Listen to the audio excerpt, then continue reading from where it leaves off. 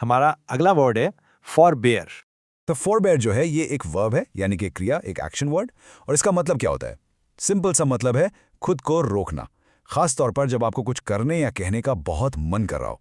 ये एक तरह का सेल्फ कंट्रोल है जिसमें आप पेशेंस यानी सब्र दिखाते हैं, सोच समझकर शांति से पीछे हटना, यही है फॉरबेयर।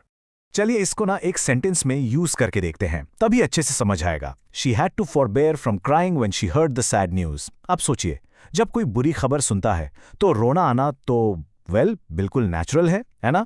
पर यहां उसने क्या किया? उसने अपने आंसुओं को रोका, उसने फॉरबेयर किया। ये उसकी इमोशनल स्ट्रेंथ दिखाता है कि उसने अपने इम्पल्स यानी रोने की तीव्र इच्छा को कंट्रोल किया। अच्छा, ये तो हुई पर्सनल लाइफ की बात। अब देखते हैं इसको प्रोफेशनल लाइफ में कैसे यूज करते हैं।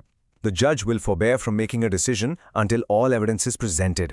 यहां फॉरबेयर का मतलब सिर्फ रुकना नहीं है, बल्कि ये एक बहुत बड़ी जिम्मेदारी है। जज जल्दबाजी में कोई फैसला नहीं दे रहे हैं, बल्कि सभी सबूतों का इंतजार कर रहे हैं ताकि इंसाफ हो सके।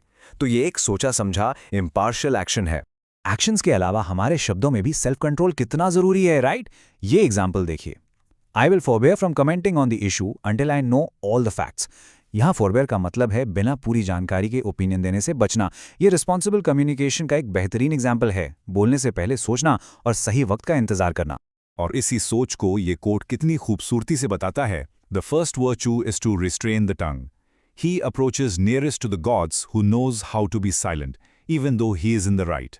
इसका मतलब है कि सबसे बड़ा गुण, सबसे पहली अच्छाई अपनी जबान पर काबू रखना है।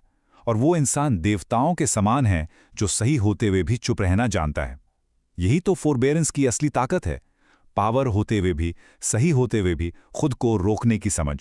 ओके, तो किसी भी वर्ड को मास्टर करने का बेस्ट तरीका क्या है?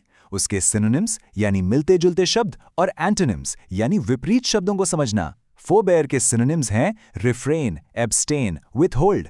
इन सब का मतलब है किसी चीज से दूर रहना या बचना। और इसके एंटोनिम्स देखिए, इंडल्ज, परसिस्ट, कंटिन्यू। ये आगे बढ़ने या किसी चीज में शामिल होने की बात करते हैं। तो जहां फॉरबेयर रुकने की बात करता है, वहीं इंडल्ज शामिल होने की। इससे कॉन्सेप्ट एकदम क्रिस्टल क्लियर हो जाता है। बस आज के लिए इतना ही, मिलते हैं नेक्स्ट वीडियो में। Happy learning, bye bye.